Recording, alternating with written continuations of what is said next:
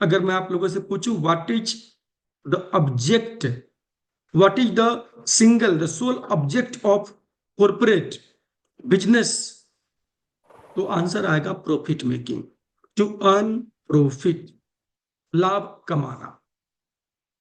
अब जो कंपनियां, जो बिजनेसेस लाभ कमाने के लिए, प्रॉफिट अर्न करने की जो एक्टिविटीज करती है, काम करती है, उस एक्टिविटीज में कुछ तकलीफें भी आती हैं, कुछ दिक्कतें भी आती हैं।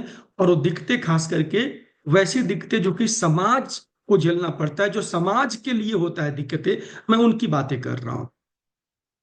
फॉर एग्जाम्पल, कोई टेक्सटाइल फैक्ट्री कोई है, कोई उद्योग लगा हुआ है, कहीं कारखाना लगा हुआ है, टेक्सटाइल का लगा हुआ है, कपड़े का लगा हुआ है।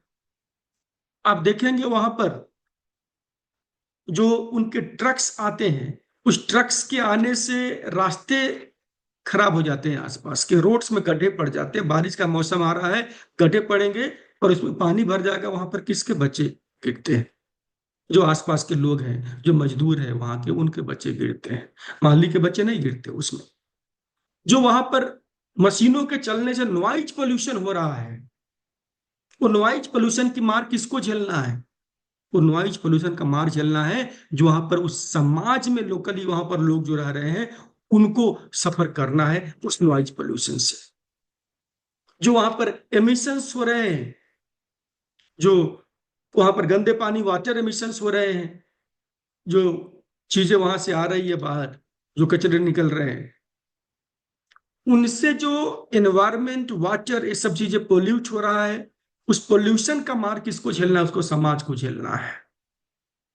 और सिंगल शब्दों में बात करेंगे कि वहां का जो प्रॉफिट है, that profit goes to home? The profit goes to owners of business. ये जो सीएसआर का टाइप है, CSR is one of the private donation part. जो मैं बोला करता हूं कि जो कॉर्पोरेट को, जो कॉर्पोरेट से डोनेशंस आ रही है वो सीएसआर है। और डोनेशंस जो एनजीओ के लिए फंडिंग के थ्री सोर्सेस है: government grant, foreign funding and private funding. तो प्राइवेट फंडिंग का एक पार्ट क्या है आपका? कॉर्पोरेट सोशल रिस्पॉन्सिबिलिटी, सीएसआर है। आप सीएसआर फंडिंग लेने के लिए क्या रिक्वायरमेंट है, वो सभी आप लोगों ने समझा है। उसके लिए सबसे पहले आपकी संस्था सीएसआर में रजिस्टर्ड होने चाहिए। आपकी संस्था के पास सीएसआर का रजिस्ट्रेशन, फर्जी रजिस्ट्रेशन नहीं, सही वाला रजिस्ट्रेशन होना चाहिए। भाई, लोग गलत डिक्लेरेशन डाल करके, फर्जीवाड़ा करके सीएसआर रजिस्ट्रेशन के बहुत सारे केसेस मिलते हैं। मार्केट में प्रोफेशनल्स हैं जो बेवकूफी करते हैं, मार्केट में कंसल्टेंट्स हैं जो बेवकूफी करते हैं, थोड़े से इनकम के लिए, थोड़े से लालच के लिए एनजीओ को गुमराह करके उनका सीएसआर रजिस्टर्ड कराते हैं, जबकि वो सीएसआर के लिए एलिजिबल नहीं होते हैं, फर्जीवाड़ा करके, गलत डिक्लेरेशन डाल करके। सर, सीएसआर रजिस्ट्रेशन मैंडेटरी है। अगर आपको सीएसआर फंडिंग लेना है, कंपलसरी है। इसके रजिस्ट्रेशन के बिना अब आप सीएसआर नहीं ले सकते। जो क्राइटेरिया इसके लिए है कि आपकी जो संस्था, जो आपकी एनजीओ है, वो रजिस्टर्ड होनी चाहिए और कम से कम 3 साल, एटलीस्ट 3 इयर्स का एग्जिस्टेंस आपके संस्था का होना अनिवार्य है। Your NGO must be 3 years old. और आपके संस्था के पास 12A और 80G का रजिस्ट्रेशन होना कंपलसरी है। यहां पर एक बात मैं मेंशन करना चाहूंगा कि सेक्शन 12 पे 80G का प्रोविजनल रजिस्ट्रेशन भी है तो चलेगा। If you have provisional registration, then also you can apply for CSR registration, but make sure कि आपका जो प्रोविजनल है, रेगुलर में कन्वर्जन आप करा पा रहे हैं, आप करा लेते हैं। और दूसरी बात है, आप जो सीएसआर लेंगे वहां पर अंडरटेकिंग डिक्लेरेशन देना पड़ेगा कि आपका एक कन्वर्जन हो जाएगा। सो मैं तो यही बोलता हूं सर कि आप रेगुलर रजिस्ट्रेशन लेने के बाद ही सीएसआर के लिए आगे बढ़े। आप रजिस्ट्रेशन करा ले प्रोविजनल के बेसिस पर भी, बट सीएसआर फंडिंग लेने के लिए आपके पास रेगुलर रजिस्ट्रेशन हो तभी आप आगे बढ़े, नॉट बिफोर दैट। क्यों? अपने लिए और सामने वाले के लिए परेशानी खड़ा करना। वाई? सो बेटर, ये जो क्राइटेरिया है, आपकी संस्था रजिस्टर्ड हो, आपकी संस्था 3 साल पुरानी हो और आपकी संस्था के पास सेक्शन 12 और टीजी का रजिस्ट्रेशन है, तो उसके बाद में आप अपने संस्था को CSR में रजिस्टर्ड करिए। कुछ नहीं करना है, आप एक CSR 1 फॉर्म MCA पोर्टल से, ministry of corporate affairs company कार्य मंत्रालय के पोर्टल से, वेबसाइट से डाउनलोड करिए, उसको फिलअप करिए।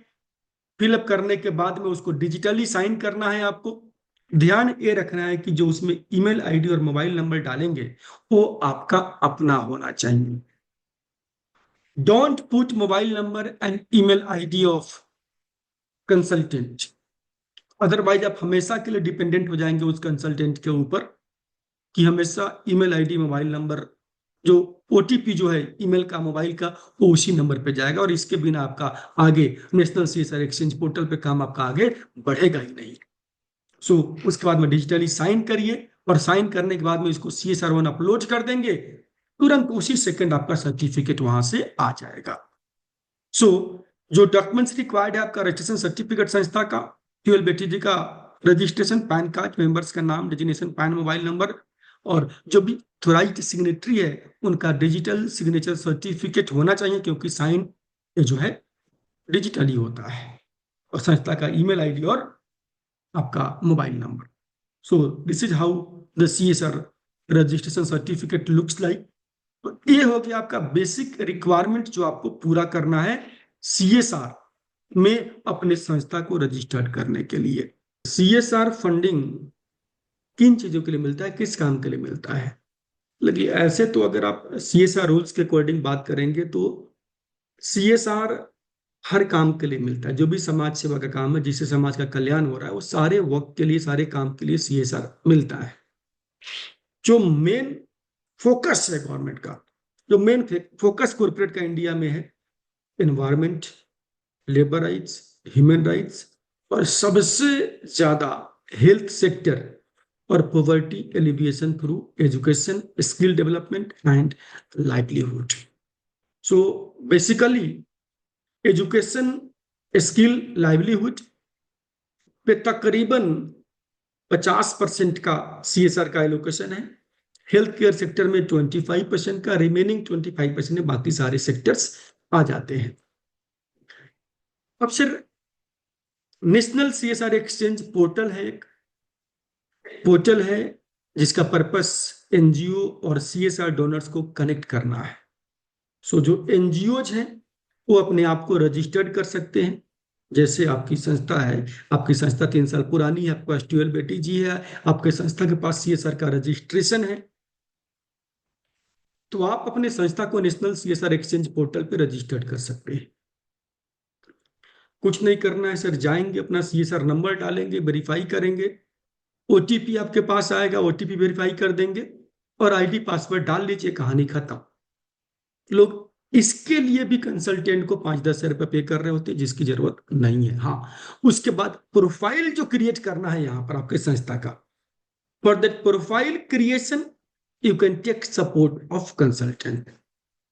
सो यहाँ पर NGO का जो नेशनल CSR एक्सचेंज पोर्टल है, बड़ा बेसिक सा आप देख रहे हैं स्टेप्स है कि CSR एक्सचेंज पोर्टल पे आप गए, अपना नंबर डाला CSR का, OTP आएगा, वेरीफाई किया, अपना ID पासवर्ड क्रिएट करिए, हो गया आपका रजिस्ट्रेशन, और उसके बाद में अपना प्रोफाइल अपना क्रिएट कर सकते हैं। सो बेसिकली डॉक्यूमेंट्स जो रिक्वायर्ड आपका है आगे प्रोफाइल क्रिएट करने के लिए, सारे डॉक्यूमेंट्स हैं NGO के, जो कॉन्स्टिट्यूशन डॉक्यूमेंट्स हो गए, आपके प्रोफाइल रिलेटेड डॉक्यूमेंट्स हो गए, ये सारी चीजें आप कर है आपके पास, तो आप यहाँ पर आप कर सकते हैं, आप आगे मूव कर सकते हैं। फ्रेंड्स, आप सब NGO फाउंडर के लिए एक बहुत बड़ी खुशखबरी लेकर आए हूं। अब YouTube लाइव पे हर महीने आपके साथ जुड़ेंगे NGO गुरु CA राजेश वर्मा जी। आपके NGO को लेकर कोई भी समस्या, कोई भी जानकारी और कई सारे सवालों का जवाब सीधा आप CA राजेश वर्मा जी से पूछ सकते हैं, ले सकते हैं। तो हमारे साथ जुड़े रहें, हमारे चैनल को सब्सक्राइब कर लें, बेल आइकॉन को दबा लें ताकि कोई भी अपडेट मिस ना हो। धन्यवाद।